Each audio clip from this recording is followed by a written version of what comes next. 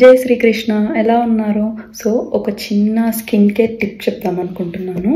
ఏంటంటే నాకు ముందు కానీ ఇప్పుడు కానీ షవర్ అయిన వెంటనే మాయిశ్చరైజర్ యూజ్ చేయకపోతే నేను అస్సలు ఉండలేను. నాకు స్కిన్ మొత్తం డ్రై అయిపోతుంది అండ్ వింటర్లో చాలా ఎక్కువ ఇచ్చింగ్ వచ్చేస్తూ ఉంటుంది, చాలా ఇబ్బందిగా ఉంటుంది. సో నేనేం చేస్తానంటే వింటర్లో మ్యాండేటరీగా బాడీ వాష్ యూజ్ చేస్తాను. నార్మల్గా అయితే సోపే, నేనేం అంత హై అని చెప్పట్లేదు, నార్మల్గా ఇంట్లో రెగ్యులర్గా సోపే యూజ్ చేస్తాను. బట్ వింటర్ వస్తే మాత్రం బాడీ వాష్ యూజ్ చేస్తాను. ఇది పర్టికులర్గా ఎందుకు చెప్తున్నానంటే న్యూ మామ్స్కి ఇది బాగా యూజ్ అవుతుంది, నాకు యూజ్ అయింది కాబట్టి.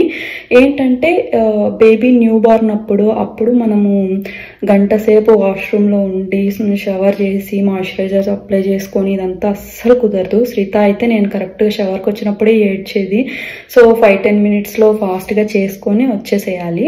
సో అలాంటప్పుడు ఏంటంటే మాయిశ్చరైజింగ్ది బాడీ వాష్ యూజ్ చేస్తే మనకు మాయిశ్చరైజర్ అప్లై చేయకపోయినా కూడా స్కిన్ చాలా స్మూత్గా ఉంటుంది. మనకు స్కిన్ హెల్దీగా ఉండి డ్రై అస్సలు అవ్వదు. మీకు రోజు మొత్తం మాయిశ్చరైజర్ అప్లై చేయకపోయినా కూడా మీకు డ్రై అవ్వదు అండ్ ఇచ్చింగ్ కూడా రాదనమాట. సో ఇది న్యూ మామ్స్కి ఖచ్చితంగా యూజ్ అవుతుంది.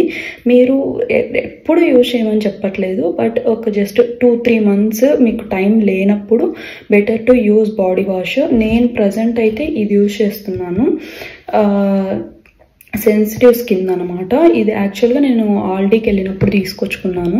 ముందైతే నివియా, డవ్ ఇవి యూజ్ చేసేదాన్ని. అవి చాలా మాయిశ్చరైజింగ్గా ఉంటాయి, బాగుంటాయి.